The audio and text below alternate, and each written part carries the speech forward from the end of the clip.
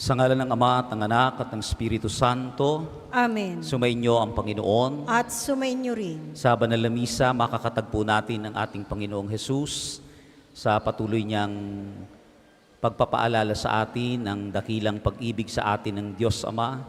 Sa misang ito, muli natin siyang makakaniig sa Kanyang kamahal-mahalang katawan at dugo.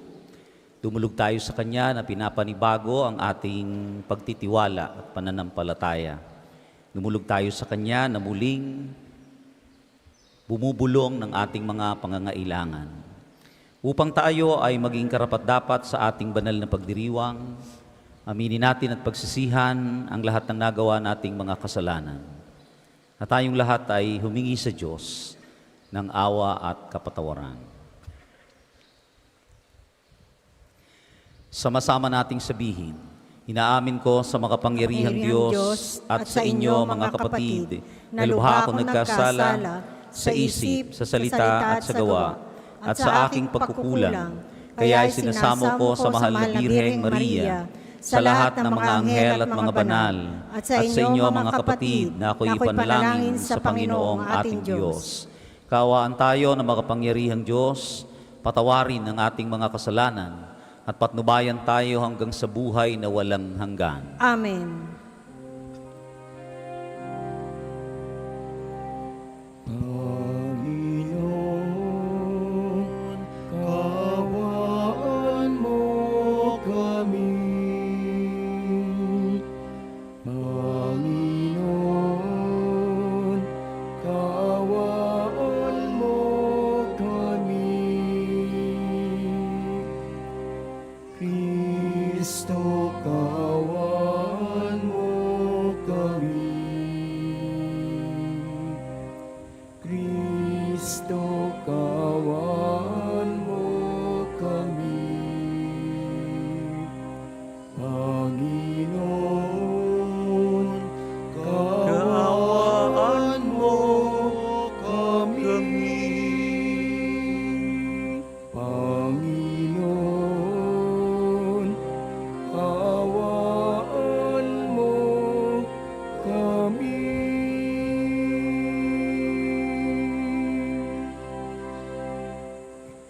Manalangin tayo. Ama naming makapangyarihan, para sa mga nananalig, ikaw ang buhay. Para sa mga nagpapakumbaba, ikaw ang kadakilaan. Para sa mga banal, ikaw ang kapalaran. Paunlakan mo ang aming mga pagluhog upang ang mga nananabik sa mga ipinangako mong kaloob ay laging magkamit ng iyong kasaganaang lubos sa pamamagitan ni Hesukristo, kasama ng Espiritu Santo, magpasawalang hanggan. Amen. Pagbasa mula sa Gawa ng mga Apostol. Noong mga araw na yun, lumalago at lumalaganap ang salita ng Diyos. Sina Bernabe at Saulo ay bumalik buhat sa Jerusalem nang maganap na nila ang kanilang tungkulin at isinama si Juan na tinatawag ding Marcos. May mga propeta at mga guro sa simbahan sa Antioquia. Kabilang dito sina Bernabe, Simeon na tinaguriang Negro, Lucio na taga Cirene, Saulo at Manaen, kababata ng tirarkang si Herodes. Samantalang sila'y nag-aayuno at sumasamba sa Panginoon, sinabi sa kanila ng Espiritu Santo, ibukod ninyo sina Bernabe at Saulo. Sila'y hinirang ko para sa tanging gawaing inilaan ko sa kanila. Pagkatapos nilang mag-ayuno at manalangin, ipinatong nila sa dalawa ang kanilang mga kamay at sila'y pinayaon. Kaya't bumaba sa Seleucia sina Bernabe at Saulo na sinugo ng Espiritu Santo at lahat do'y naglayag patungong Sypre. Nang dumating sila sa Salamina, ipinahayag nila ang salita ng Diyos sa mga sinagoga ng mga Hudyo noon. Kasama nila si Juan Marcos bilang katulong. Ang salita ng Diyos. Salamat sa Diyos. Salmong tugunan. Naway magpuri sa iyo ang lahat ng mga tao. Naway magpuri sa iyo ang lahat ng tao. O Diyos, pagpalain kami't kahabagan, kami, Panginoon, iyong kaawaan. Upang sa daigdig, mabatid ng lahat ang iyong kalooban at ang pagliligtas. Naway magpuri sa iyo ang lahat ng mga tao. Naway purihin ka ng mga nilikha, pagkat matuwid kang humatol sa madla. Ikaw ang patnubay ng lahat ng bansa. Naway magpuri sa iyo ang lahat ng mga tao. Purihin ka nawa ng lahat ng tao, purihin ka nila sa lahat ng dako. Ang lahat sa amin iyong pinagpala, naway igalang ka ng lahat ng bansa. Naway magpuri sa iyo ang lahat ng mga tao. Magsitayo po ang lahat.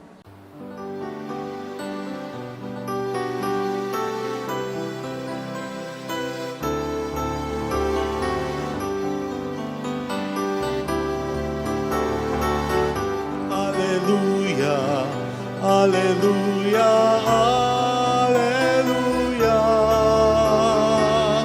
hallelujah, hallelujah, hallelujah, hallelujah. Hallelujah, hallelujah, hallelujah. Hallelujah, hallelujah, hallelujah, hallelujah.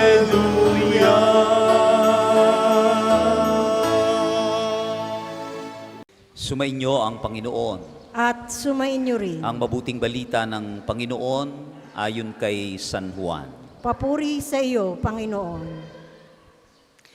Noong panahong iyon, malakas na sinabi ni Jesus, ang nananalig sa akin ay hindi lamang sa akin nananalig, kundi pati sa nagsugo sa akin.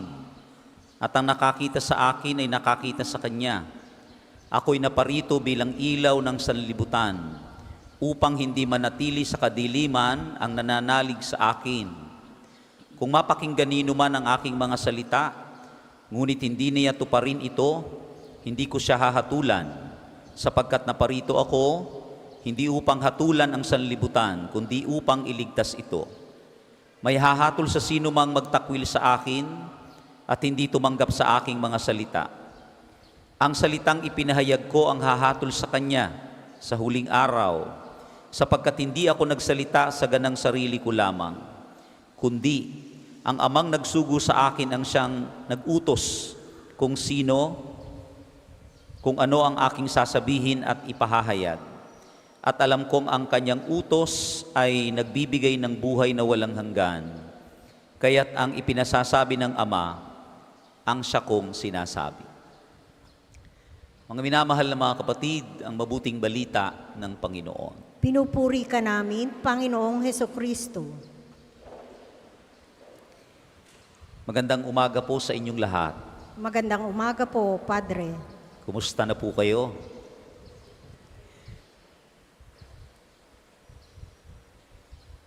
Noong isang buwan ay kapag ako po'y nagmumumog ng tubig, ay nakakaramdam ako ng pangingilo sa aking ngipin, dito po sa may bandang kanan.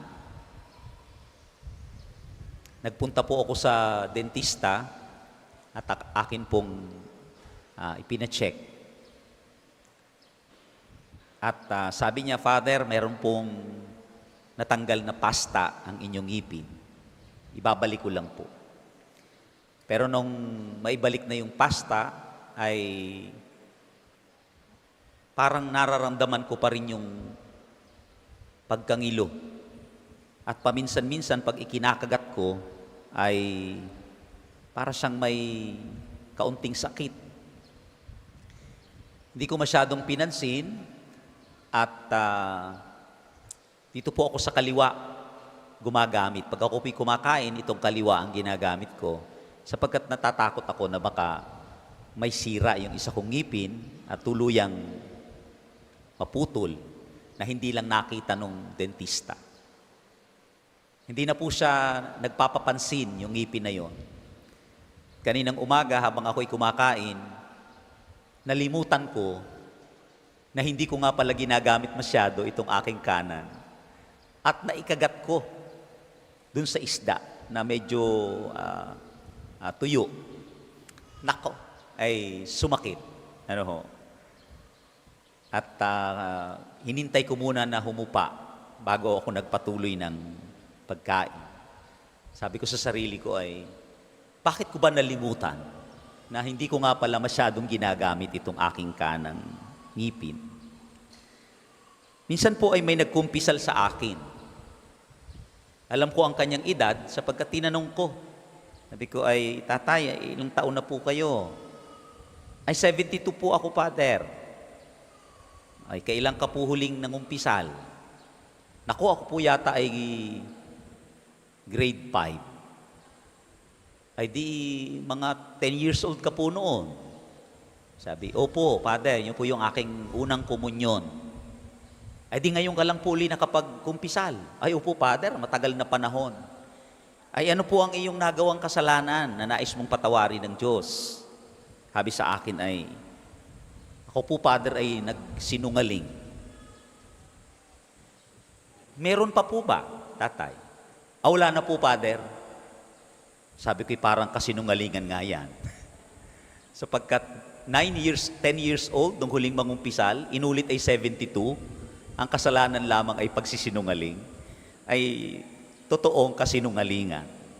Bakit nga ba minsan hindi natin napapansin yung mga kasalanang nagagawa natin? Meron pong dalawang dahilan. Una, baka hindi natin alam kung ano ang kasalanan o hindi. Yung kakulangan natin sa kaalaman tungkol sa kung ano yung mali at tama sa pamantayan ng Diyos ang siyang nagdadala upang yung mga mali na nagagawa natin ay hindi na natin itinuturing na pagkakamali. Yun po ang una, kawalan ng kaalaman. Pwedeng kakaunti ang alam o wala talaga. Ikalawa, hindi na lang pinapansin. Kung magkasala, kung magkamali, okay na lang. Tuloy-tuloy naman ang buhay. Tuloy-tuloy namang tumatanggap ng parang biyaya ng Diyos. Pagkat hindi naman naghihirap ang buhay. Kaya naman, parang binabaliwala ang kasalanan. Sabi po ni San Agustin, think of your end and you will not sin. Isipin daw natin ang ating katapusan upang tayo'y huwag magkasala. Ano po ba ang epekto ng kasalanan sa atin? Whether we like it or not, kung hindi man natin ito pinapansin o pinapansin natin, ito po ang mga epekto ng kasalanan sa buhay ng tao. Una, ang kasalanan ay sumisira sa mga relasyon. Sin destroys relationships. At kapag wasak ang ating mga relasyon, hindi tayo masaya. Hindi tayo mabubuhay ng maayos at mapayapa. Imagine niya lamang natin, kapag ang mag-asawa ay malayo na sa isa't isa, bagamat nagsasama pa, napakahirap mabuhay sa isang tahanan o sa isang bubong kapag ang iyong kabiyak ay hindi mo kinakausap. O kapag nakikita mo siya, umiinit ang ulo mo.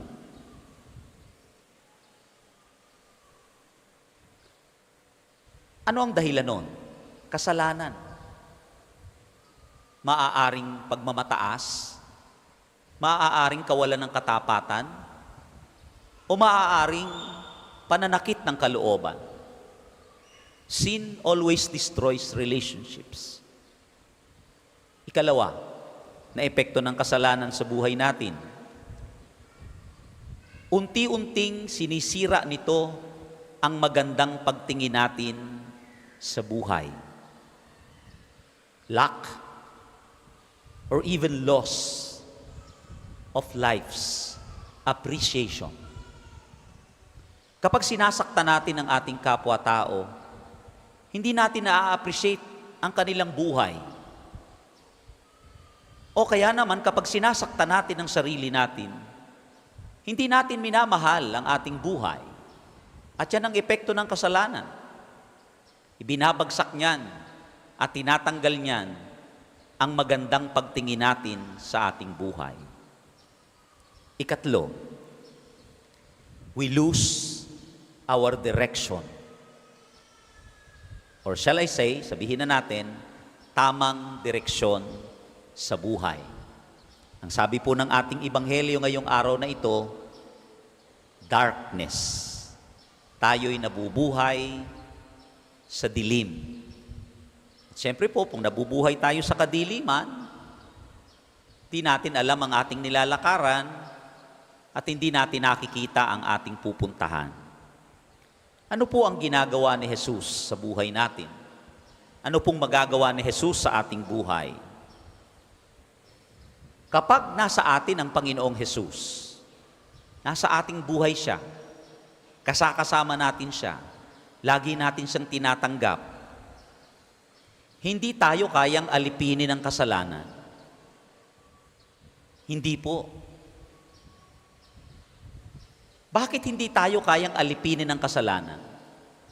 Because Satan cannot stay side by side with Jesus. Hindi kaya ni Satanas tumigil ng matagal kasama ang Panginoon. So kung si Jesus ay nasa sa atin, madaling aalis si Satanas para tayo tuksuhing magkasala. Yes, may mga pagkakataong tayo'y babagsak, magkakasala. Pero madali din tayong makakabangon sapagkat ibabangon tayo ng ating tiwala, lakas at pananampalataya kay Jesus. Kaya kahit tayo, isipin natin, kahit mga taong malapit sa Diyos, kahit mga pari, kahit mga palasimba, talagang nagkakasala pa din, nagkakamali, pero madaling nakakabangon. Pero alam nyo, kapag wala si Jesus sa buhay ng isang tao, Satan will stay there. Hindi siya aalis. Kaya maraming pagkakataon, ang isang tao nagiging alipin ng kasalanan. Kaya pag may nagsabi sa atin, bakit kaya hindi ko mapigilang magmura? Bakit kaya hindi ko mapigilang magsalita ng masama? Pag sinabi mo sa sarili mo yon na hindi mo mapigilan, anong ibig sabihin? You are slave by it. Alipin ka na nung kasalanan na yun. Ano po ang pagkakaiba ni Jesus? O mga minamahal ko mga kapatid, ano pong pagkakaiba ni Jesus kay Satanas? Ito po ang pagkakaiba. Satan will force himself to us. Kahit ayaw natin, papasok at papasok siya sa ating pagkatao. Ang tawag diyan ng Panginoon, ang tawag niya kay Satanas, magnanakaw. Ang magnanakaw, hindi nakatok sa pinto. Ang magnanakaw, pumapasok yan ng hindi mo alam. Pero si Jesus, hindi. Jesus will not force himself to us. Jesus will gently knock on the door of our hearts. Kakatok siya. At tayo ang magbubukas ng pinto para sa Kanya. At kapag pinapasok natin ng Panginoon, siya na ang bahala.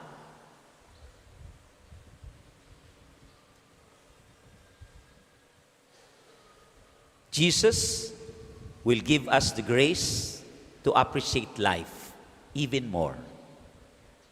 Bibigyan tayo ng biyaya na Jesus na ma-appreciate natin ang buhay ng higit kahit sa gitna ng pagdurusa. Uulitin ko po. Kapag nasa atin si Jesus, He will give us the grace to appreciate life even in the midst of sufferings. Di ba minsan parang nagagalit tayo sa buhay, naiinis tayo sa buhay kapag maraming pagdurusa. Ito po ang ibibigay sa atin ni Jesus. Secondly, Jesus will teach us and show us the way.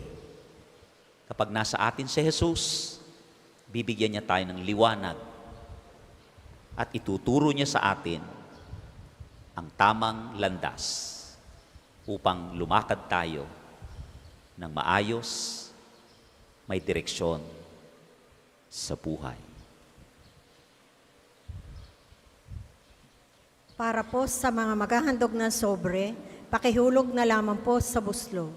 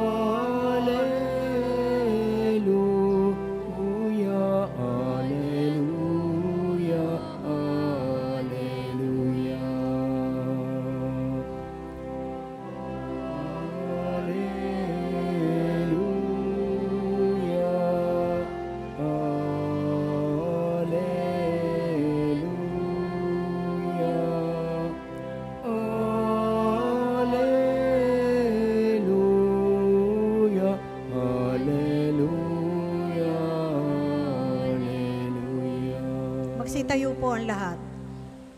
Manalangin kayo mga kapatid upang tayong lahat at ang ating pag-aalay ay maging kalugod-lugod sa Diyos samang makapangyarihan. Tanggapin nawa ng Panginoon itong paghahain sa iyong mga kamay, sa kapurihan niya at karangalan sa ating kapakinabangan at sa buong sambayanan niyang banal. Ama naming lumikha, sa paghahain ng banal na pagpapalitan ng iyong mga kaloob at ng aming alay, kami pinapagsasalo mo sa iyong buhay na namumukod tangi at walang kapantay.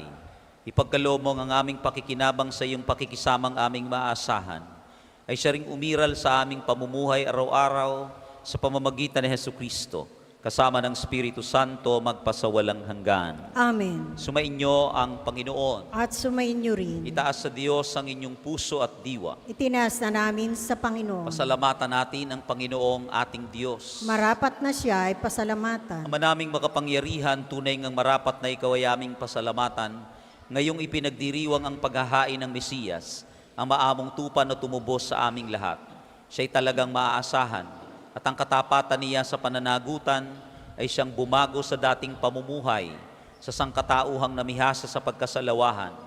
Ang dangal ng tao ay ganap na itinampok upang mamana namin sa pakikipagkapatid kay Jesus. Kaya kaisa ng mga anghel na nagsisiawit ng papuri sa iyo, nang walang humpay sa kalangitan kami nagbubunyi sa iyong kadakilaan.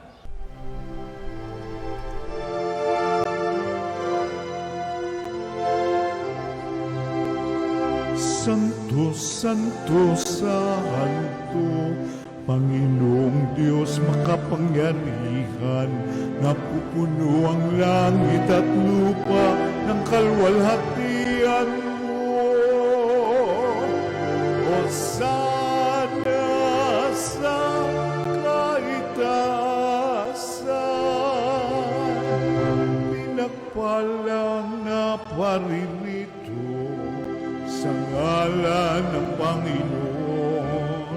Hosana sa kaitaasan.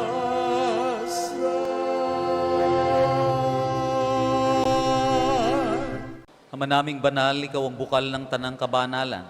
Kaya't sa pamamagitan ng iyong Espiritu, gawin mong banal ang mga kaloob na ito upang para sa aming maging katawan at dugo ng aming Panginoong Hesukristo. Bago niya pinagtiis ang kusang loob na maging handog, hinawakan niya ang tinapay, pinasalamatan kaniya. Pinaghati-hati niya iyon, iniabot sa kaniyang mga alagad at sinabi, "Tanggapin ninyong lahat ito at kanin. Ito ang aking katawan na ihahandog para sa inyo."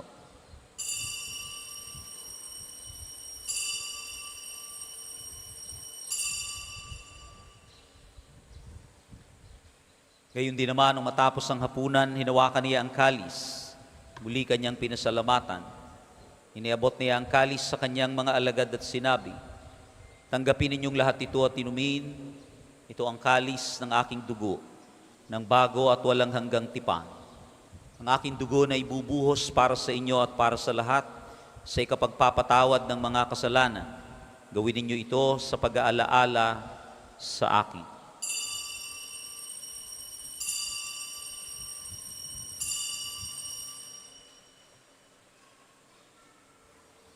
Ipagbunyi natin ang misteryo ng pananampalataya. Si Kristo'y namatay, si Kristo'y nabuhay, si Kristo'y babalik sa wakas ng panahon. Ama, ginagawa namin ngayon ang pag-aalaala sa pagkamatay at muling pagkabuhay ng iyong anak. Kaya tiniaalay namin sa iyo ang tinapay na nagbibigay buhay at ang kalis na nagkakaloob ng kaligtasan. Kami nagpapasalamat dahil kami iyong minarapat na tumayo sa harap mo para maglingkod sa iyo. Sinasamo namin kami magsasalo-salo sa katawan at dugo ni Kristo ay mabuklod sa pagkakaisa sa pamamagitan ng Espiritu Santo. Ama, lingapin mo ang iyong simbahang laganap sa buong daigdig. Puspusin mo kami sa pag-ibig, kaisa ni Francisco na aming Santo Papa, ng lahat ng mga obispo, na Gilbert na aming obispo at ng Tanang Kaparian. Alalahanin mo rin ang mga kapatid naming nahimlay na may pag-asang sila'y muling mabubuhay, gayon din ang lahat ng mga pumanaw. Kaawaan mo sila at patuloyin sa iyong kaliwanagan. Kaawaan mo at pagindapatin kaming lahat na makasalo sa iyong buhay na walang wakas, kaisa ng mahal na Birheng Maria na Ina ng Diyos, ni San Jose na kanyang kalinis-linisang esposo, kaisa ng mga apostol at ng lahat ng mga banal na namuhay dito sa daigdig ng kalugod-lugod sa iyo. Maipagdiwang nawa namin ang pagpupuri sa ikararangal mo sa pamamagitan ng iyong anak na aming Panginoong Hesukristo. Sa pamamagitan ni Kristo, kasama niya at sa Kanya, ang lahat ng parangal at papuri ay sa iyo, Diyos samang makapangyarihan, kasama ng Espiritu Santo, magpasawalang hanggan.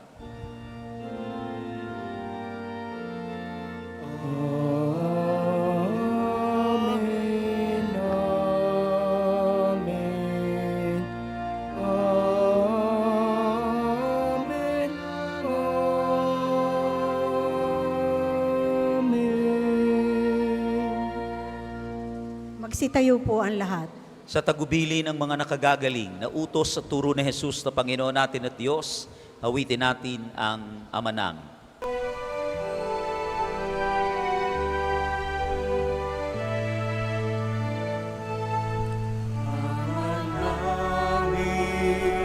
Sumasalangit ka, sambahin ang ngalan mo, mapasa amin ang kaharian mo, sundin ang loob mo,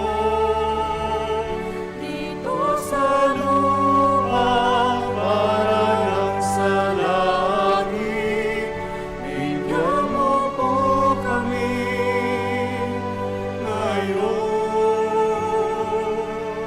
ng aming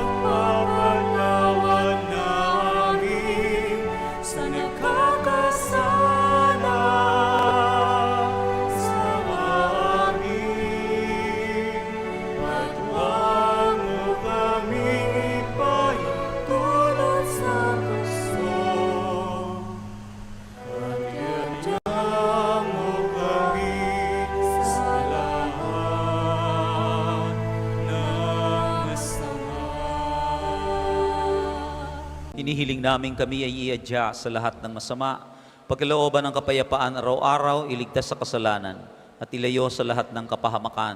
Samantalang aming pinananabikan ang dakilang araw ng pagpapahayag ng tagapagligtas naming, si Hesu Kristo. Sapagkat iyo ang kaharian at ang kapangyarihan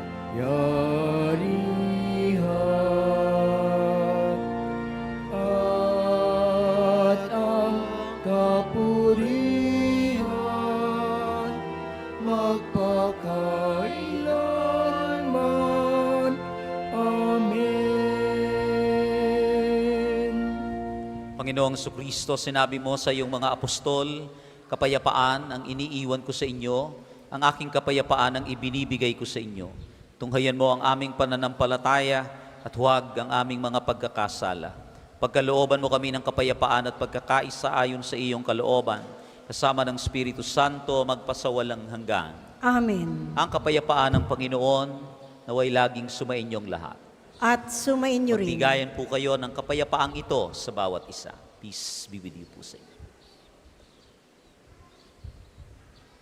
Kordero ng Diyos na nag-aalis ng mga kasalanan ng sanlibutan, maawa ka sa amin.